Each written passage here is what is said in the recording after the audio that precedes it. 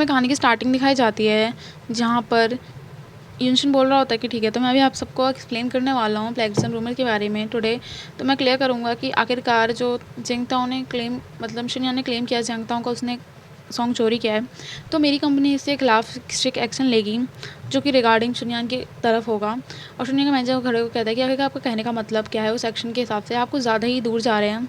शुनयान ने कभी भी अपने मुंह से नहीं कहा डायरेक्टली कि ताऊ ने उसका गाना चुराया। ये लोगों की अपनी सोच है और ये उनका मानने का तरीका। फिर वो कहते हैं कि अच्छा, तो शुनयान के मैनेजर चैन लिया, आपकी आवाज़ जो है वो नीचे काफ़ी ज़्यादा सॉफ्ट आ रही है, मुझे सुनाई नहीं दे रहा, तो क्या आप ऊपर आके मेरे से इस बारे में बात करेंगे, हम अच्छे से बात कर पाएंगे। और जो उसका मैनेजर होता है चैनल, वो थोड़ा सरप्राइज़ हो जाता है। वो कहते हैं क्या मैं, और फिर मैंने सोचता है कि कुछ तो सस्पिशियस है, आखिरकार ये इतना कॉन्फिडेंट से कैसे बुला सकता है मुझे, पक्का इसके पास कोई प्लान होगा। और शुनयान बोलता है कि जाओ ऊपर जाओ, वरना सब हम पे सोचेंगे कि हमने गलती करी है। वो कहता है कि गॉट इट, मैं जा रहा हूँ। और मैंने सोचा कि शुनयान कितना ज़्यादा भोला है दिमाग का, वो तो सही में समझ नहीं आ रहा कि पक्का युनशन के पास कोई प्लान होगा।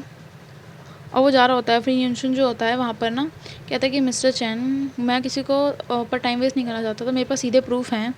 और वो जो है वो उस रिकॉर्डिंग स्टूडियो की जो है प्रूफ दिखा देता है कि जैसे ताऊ ने पहले रिकॉर्ड किया था और शुनयान ने बाद में रिकॉर्ड किया था, और लोग भी, भीड़ वाले भी आपस में इस बारे में बात कर रहे होते हैं। और वो बोलता है कि देखिए, तो अगर ताऊ ने पहले रिकॉर्ड किया है तो ये दुखी कैसे बनता है कि शुनयान का सॉन्ग ताऊ कॉपी कर सकता है। फिर वो कहता है कि इसमें कोई मतलब की बात नहीं है, क्या पता क्योंकि हमने एक मंथ पहले ही शीट बना ली थी, तो उसके पास किसी ने शीट भेज दी होगी ताऊ के पास और उसने हमसे पहले रिकॉर्ड कर लिया।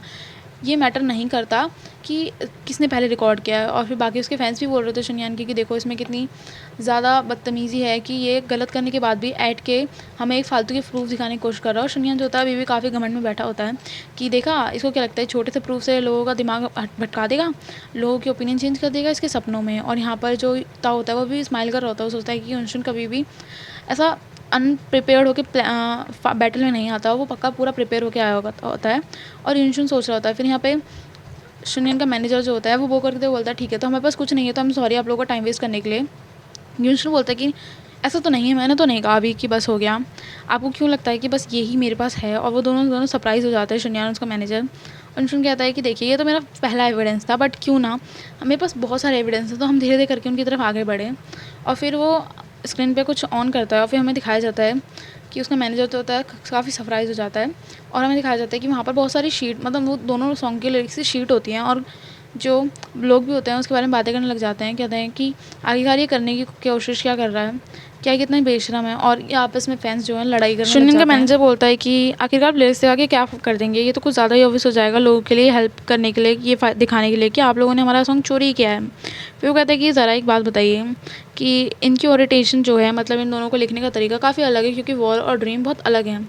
तो आखिरकार ये दोनों जब मैच ही नहीं करते, तो आप कैसे बोल सकते हैं कि ये दोनों सॉन्ग जो हैं एक जैसे हैं, और आपने हम पे चोरी का आरोप कैसे लगाते हो। वो कैसे गुस्से में कह रहा होता है। और उसका मैनेजर कहता है कि मिस्टर लू, आप खुद लिरिक्स दिखा के बता रहे हैं और इसमें काफ़ी ज़्यादा सिमिलैरिटीज़ हैं, और ये लोगों की अपनी जजमेंट है, तो आप इन्हें बदल नहीं सकते। फिर वो बोलता है कि अच्छा ऐसी बात है, तो क्या मुझे बताओगे कि शुनयान को जो है एक्रोस्टिक लिरिक्स टाइप का सॉन्ग लिखना आता है, ये एक टाइप होगा शायद से लिरिक्स लिखने का। फिर जो उसका मैनेजर होता है वो कहता है कि क्या, और वो स्टंट रह जाता है क्योंकि उसे नहीं समझ आ रहा होता है क्या। और शुनयान की उसकी बातें सुन के फिर वो कहता है कि तुम्हारा कहने का क्या मतलब है, एक्रोस्टिक पहला वर्ड कुछ मीनिंग नहीं देता है, तो तुम कहने की बातें क्या कर रहे हो। फिर वो कहता है कि अच्छा, तो अब इस बारे में क्या कहना है। फिर वहाँ पे दिखाया जाता है जो ताओ का सॉन्ग है उसमें कुछ बॉक्सेस बने आ जाते हैं, ये ओश रहता है एक्रोस्टिक टाइप। फिर उसमें हिडन मीनिंग लिखी हुई थी। फिर वो कहता है कि मुझे बिलीव नहीं हो रहा, क्या इसके पीछे कोई हिडन मीनिंग थी इस लिरिक्स में क्या। और शुनयान भी सरप्राइज़ हो जाता है कि क्या इसमें कुछ था, और वो सोचता है कि क्या हो रहा है। और यहाँ पर ताओ जो होता है वो ब्लश करने लग जाता है, क्योंकि उसमें हिडन मीनिंग में लिखा था लव सिकनेस फॉर युनशन। फिर वो कहता है कि जियांग ताओ ने ये स्पेशली सॉन्ग, यानी कि एक्रोस्टिक टाइप सॉन्ग जो है लिरिक्स, वो मेरे लिए लिखी थी, और वो ताऊ का ऐसा हक करता है साइड। और फिर वो उसकी तरफ देख के बोलता है कि तो मुझे बताइए कि आखिरकार ये प्लेगरिज्म कैसे हो सकता है, जब ताऊ ने ये सॉन्ग पूरा मेरे को डेडिकेट करते हुए लिखा है, तो ये प्लेगरिज्म कैसे हो सकता है। फिर वो मैंने सोचता है कि एक्रोस्टिक आखिरकार मैंने कैसे नहीं सोचा, मुझे कैसे ध्यान नहीं आया। और ये शुन का मैनेजर सोच रहा होता है। फिर यहाँ पे ताऊ सोच रहा था क्या उसे मेरी बात समझ आ गई थी, क्या उसे लिरिक्स समझ आ गई। और उसके हुए सोचता है तो फिर उसको तो मेरी फीलिंग्स भी समझ आ गई होगी ना, आखिरकार उसे कैसे पता चला। और उसकी हार्ट बीट जो है काफ़ी फास्ट हो जाती है। और यहाँ पे फैंस जो होते हैं अपने आप पे बात कर रहे होते हैं कि वो कितना ब्रेव है, उसने कंफर्म कर दिया। फिर वो कहते हैं लव सिकनेस ये कन्फेशन सॉन्ग नहीं है। और उसकी एक मॉम टाइप कह रही होती है कि नहीं, मैं इतने यंग एज में लव नहीं करूँगी, ताऊ को डेट करने को। और शुनियान कहता है कि आखिरकार ये कितना इसने एक्रोस्टिक सॉन्ग लिखा, वो भी यूनशुन को अपना लव कन्फेस करने के लिए। क्या ये साफ-सुथरा दिखाना नहीं चाहता? और ताओ यहाँ पे बोलता है कि यूनशुन, आखिरकार तुम्हें कब इसका हिडन मीनिंग पता चला? वो ब्लश कर रहा होता है कि मुझे बिलीव नहीं हो रहा, मैं एक्सपोज़ हो गया, मेरी हिडन फीलिंग्स तो पता चल गई, और ये सोच रहा होता है। और यहाँ पर यूनशुन जो सा ब्लैंक मारते हुए कहता है कि मुझे स्टार्टिंग से ही पता है, मैंने पहले से ही सुन रखा था। फिर वो कहता है कि बट मुझे लगा कि तुम मुझे खुद से आके सरप्राइज़ दोगे, तो मैंने इसलिए तुम्हें कभी भी बताया नहीं इस बारे में। कहते हैं ताओ, मुझे पता है तुम कैसा फ़ील करते हो, और मैं काफ़ी ज़्यादा टच फ़ील कर रहा हूँ इस बात से। और ताओ जो होता है सस्पिशियस हो जाता है कि क्या तुम्हें सही में पता है, क्योंकि भाई उसका पहले बहुत बार कट रखा है।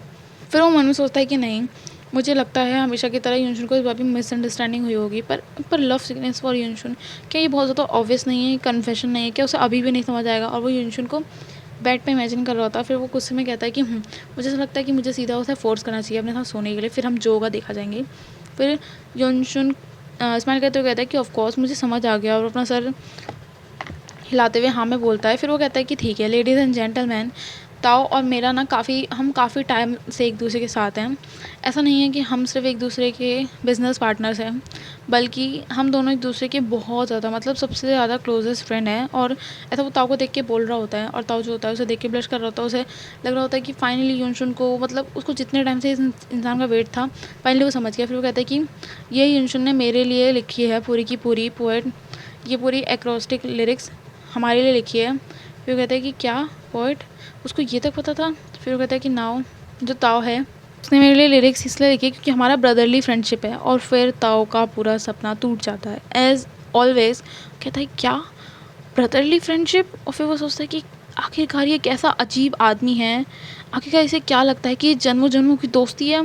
यूनशुन जो होता है वो इस पे भाषण देने लग जाता है कि कैसे मैं और ताओ एक दूसरे को बहुत अच्छा भाई मानते हैं, और ब्ला ब्ला बोलने लग जाता है। और यहाँ पर ताओ बहुत एम्बेरस होता है, और यूनशुन बोलता है कि ताओ तुम, मैंने देखा, तुम्हें सही से बता देना कि क्या मीनिंग है। और ताओ जो गुस्से में उसका हाथ उठा कहता है कि तुमने कुछ नहीं जानते, और उसका हाथ फेंक देता है साइड में। वो सोचता है कि आगे का मैं कैसे उम्मीद कर सकता हूँ स्टेटमेंट से कि मुझे पसंद कर ले, मुझे कैसे समझ आ गया कि इसे मेरी फीलिंग समझ आ गई। और यहाँ पे यूनशुन सोचता है कि आखिर ताओ को हुआ क्या, वो काफ़ी परेशान हो रहा होता है उसके बारे में। और उसके फैमिलीज आपस में बात करने लग जाते हैं कि चलो इन दोनों का भाई भाई का रिलेशन है, तो फिर अब हमें थोड़ा टाइम रिलेशनशिप कर सकते हैं, बट हम इसे सीरियसली नहीं ले सकते। तो क्या ये प्लेगरिज्म जो है ये सब कुछ फेक है?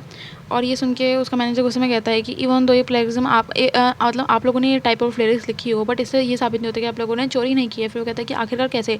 ड्रीम और वॉर जो हैं ये अलग टाइप के सॉन्ग हैं, और मैंने आपको बता दिया है कि जो ड्रीम है वो यूनशुन ने, मतलब ताओ ने मेरे बारे में सोच के लिखा है।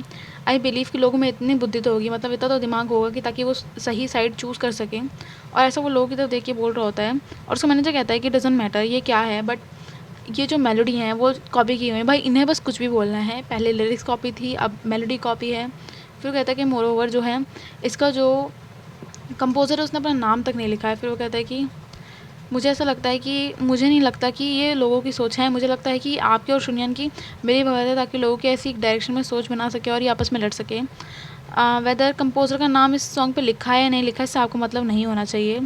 फिर वो कहता है कि चलो ठीक है, तो हम कंपोज़र को खुद बुला लेते हैं इस सॉन्ग के, ताकि वो खुद बता सके कि ये प्रूफ कर सके ये कॉपी है कि नहीं।